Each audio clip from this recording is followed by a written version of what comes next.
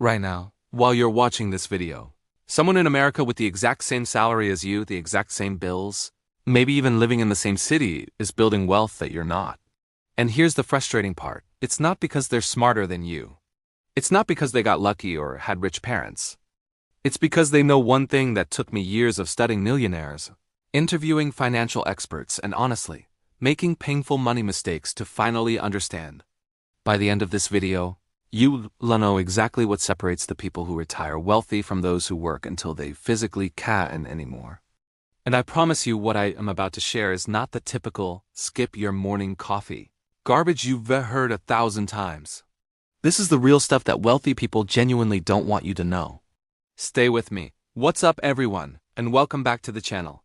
If you're new here, this is where we break down the actual practical strategies that real people use to build real wealth. No crypto bro nonsense. No get-rich-quick schemes, just proven principles backed by data and decades of research. Now, before we dive in, I want to set something straight because I know what you might be thinking. Oh great, another video telling me to invest in index funds and wait 40 years. No, that's part of it, sure, but what we're covering today goes so much deeper. We're talking about the psychological and behavioral shifts that literally rewire how you think about money. See, I used to believe that getting rich was about finding the right stock, the right business idea, or the right moment to strike. I was dead wrong. The data shows that 88% of millionaires in America are self-made, meaning they didn't inherit their wealth. They built it using principles that anyone can apply, but almost nobody does. Why? Because it requires changing how you think, not just what you do. Let's get into it. Here's something that's going to challenge everything you thought you knew about money. Ready? Income does not equal wealth. I'm going to say that again because it's that important. Income does not equal wealth. There are doctors earning $400,000 a year who are broke, and there are teachers earning $50,000 a year who retire as millionaires. How is that possible? It comes down to what researchers call the wealth equation, and it's devastatingly simple. Wealth equals what you earn, minus what you spend, multiplied by time and compound growth. Now here's where most people mess up. They focus obsessively on the first part, earning more. And look, earning more is great. I'm not going to sit here and tell you that income doesn't matter. But here's the data that should shake you. According to a study published in the Journal of Financial Planning, the correlation between income and net worth is surprisingly weak. The study found that behavioral factors, meaning your habits, your mindset, your daily decisions, account for roughly 40% of the variance in household wealth. Your actual income? Only about 20%. Let me put that in perspective. Your habits are literally twice as important as your paycheck when it comes to building wealth. This is what Thomas Stanley discovered when he spent 20 years studying millionaires for his book, The Millionaire Next Door. The average millionaire in America doesn't drive a BMW. They drive a Toyota or a Ford. They don't live in McMansions. They live in middle-class neighborhoods. They've cracked the code that wealth isn't about looking rich. It's about actually being rich. And that requires a complete mental shift that we're going to break down step by step. If you're still watching, you're already ahead of 70% of people who clicked on this video. That tells me you're actually serious about this. So do me a favor. Drop a comment right now telling me your biggest money struggle. Is it saving, investing? Just feeling like you never have enough?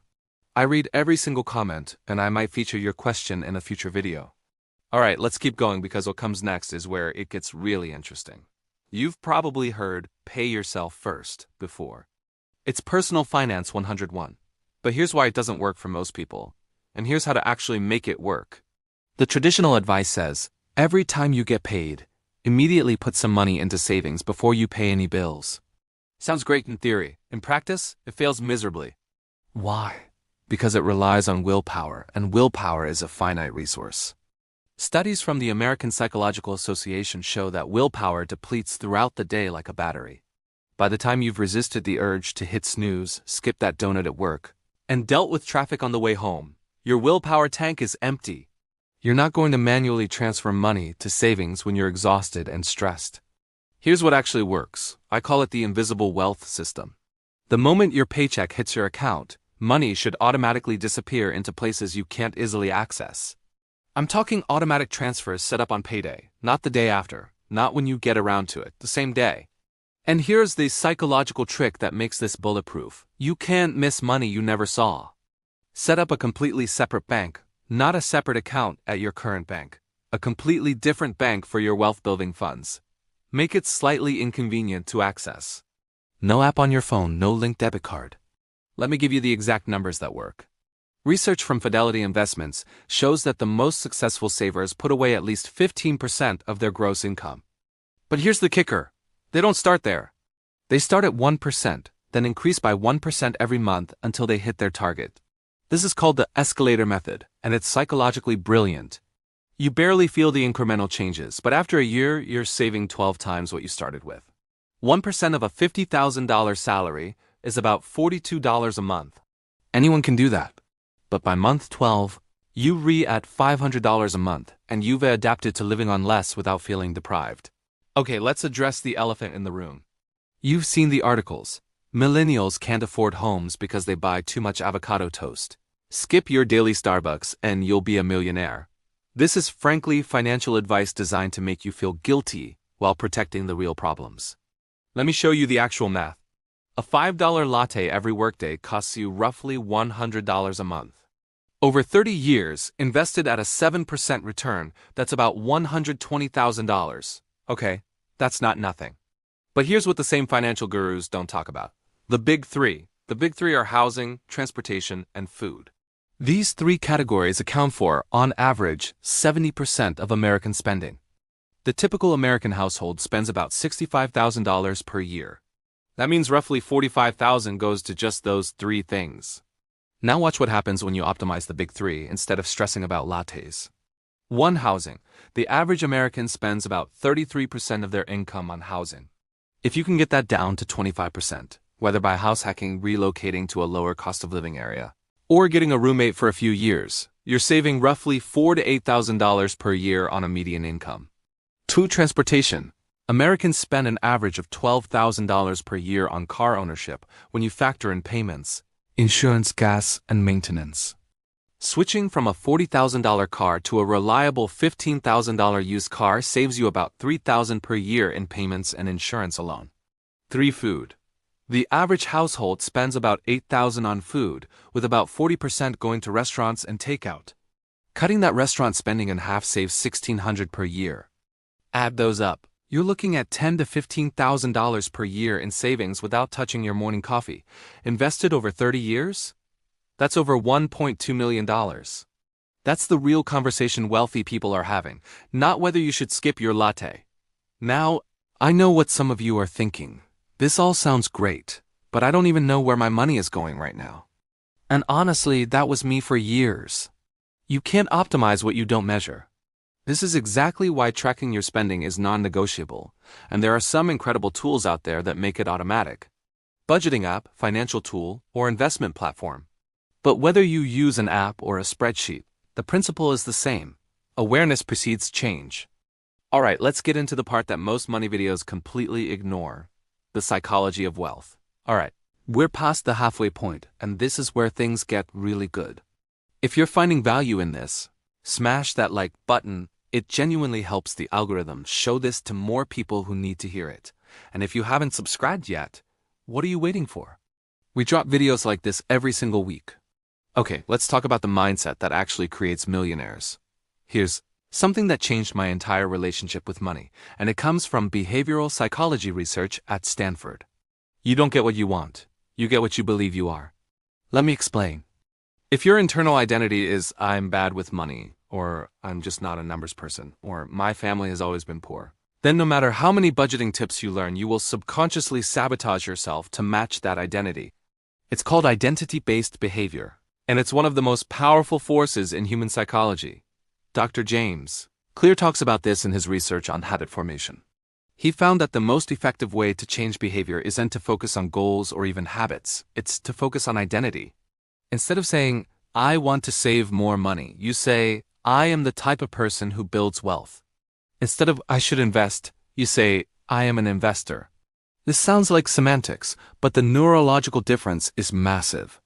When your identity shifts, your behaviors automatically follow because you're no longer fighting against who you think you are. Here's a practical exercise that wealthy people do almost universally.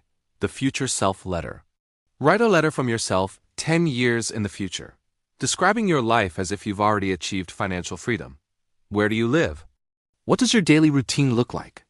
How does it feel to never worry about money? Read this letter every morning for 30 days. Research from UCLA shows that people who vividly imagine their future selves make significantly better long-term financial decisions. They're more likely to save for retirement, less likely to take on bad debt, and more resistant to impulse purchases.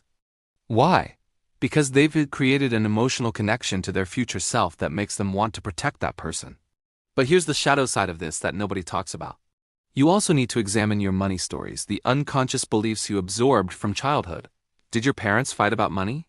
Did you grow up hearing money doesn't grow on trees or rich people are greedy? These messages lodge in your subconscious and silently direct your financial behaviors for decades. You might intellectually know that building wealth is good, but if your subconscious associates money with conflict or moral corruption, you'll unconsciously push it away. Okay, we've talked about saving and psychology. Now let's talk about the other side of the equation, earning more. Because here's the truth, you can only cut expenses so much, but your income has no ceiling. The data on this is clear. According to the Bureau of Labor Statistics, the median weekly earnings of someone with a bachelor's degree is about 65% higher than someone with just a high school diploma. But here's what's more interesting. Within any education level, there's massive variance based on skills. The highest earning Americans aren't necessarily the most educated. They're the ones who've stacked what are called rare and valuable skill combinations. Let me give you an example. Knowing how to write is valuable. Knowing marketing is valuable. Knowing data analysis is valuable. But someone who can write compelling marketing copy and analyze the data to optimize it? They're worth 3 times what someone with just one of those skills earns. This is called skill stacking, and it's the fastest path to increasing your market value. Here are the skills that have the highest return on investment in 2024 and beyond. Based on LinkedIn's research and wage data. Public speaking. People who can present well earn an average of 10% more across all industries. Data literacy. You don't need to be a data scientist, but understanding how to read and interpret data is becoming essential. Sales. Every high earner I've ever met understands how to sell, whether it's products, ideas, or themselves. Digital marketing fundamentals. Understanding how online attention works is the currency of the modern economy. Financial literacy. Ironic that we're talking about this now. But people who understand money tend to negotiate better salaries and make smarter career decisions. The beautiful thing about skill stacking is that each new skill multiplies your value rather than just adding to it. And most of these skills can be learned for free or cheap through online courses, books, and practice. Your education doesn't end when you leave school. That's when it actually begins. The investment you make in yourself is the one investment that can never be taken away from you. All right, let's bring this all together with the master framework. Everything we've discussed today leads to what I call the 10-year wealth blueprint. This is the exact framework that, if followed consistently, virtually guarantees you'll build significant wealth. Not overnight, not through schemes, but through proven, boring, incredibly effective principles. Years 1 to 2, the foundation phase. Your only job is to build an emergency fund of 3 to 6 months of expenses and eliminate high-interest debt. That's it. Don't worry about investing yet. Get your financial foundation solid. During this phase, also set up your invisible wealth system, automatic transfers to accounts you can't easily access.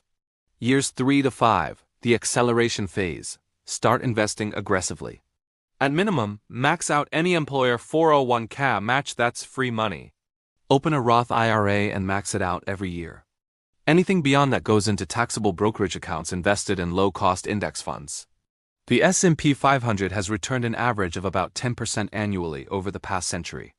You don't need to pick stocks. You need to consistently buy the market. Years 6 to 8. The expansion phase.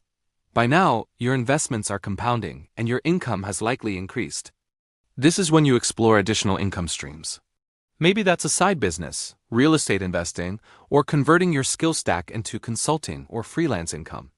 The goal is to diversify your income sources so you're not dependent on a single paycheck. Years 9 to 10, the optimization phase. Review your tax strategy. Consider more advanced investment vehicles and begin the shift from accumulation mode to preservation and growth mode. By year 10, if you followed this blueprint on even a median income, you should have a portfolio worth between $300,000 to $500,000 or more, putting you well on your way to financial independence. Here's the uncomfortable truth. Most people will hear this and do nothing. They'll watch this video, feel motivated for a few hours, and then go back to their old patterns. In 1 year, they'll be in the exact same financial position, wondering why nothing changed. Don't be that person. Pick one thing from this video and implement it this week. Just one. Start the automatic transfer. Write the future self letter. Research one new skill to develop. Action is the only thing that separates dreamers from achievers. Let's quickly recap what we covered. First, wealth is about behavior, not just income. Your habits matter twice as much as your paycheck. Second, pay yourself first using the invisible wealth system with automatic transfers to inconvenient accounts. Third, focus on the big 3 expenses instead of obsessing over small purchases. Fourth, shift your identity to become someone who builds wealth, not just someone who wants to. Fifth, stack valuable skills to accelerate your income without limits. And sixth, follow a long-term blueprint with patience and consistency. Here is my question for you. What is the single biggest obstacle standing between you and building wealth right now? Is it not earning enough? Spending too much? Not knowing how to invest? A mindset issue? Drop your honest answer in the comments. I genuinely want to know, and I'll try to address the most common ones in a future video. Your comment also helps other viewers feel less alone in their struggles. If this video gave you even one new insight about building wealth, hit that subscribe button and turn on notifications because we go deep on topics like this every single week. I genuinely believe that financial education should be free and accessible, and your subscription helps make that possible. Go build your wealth.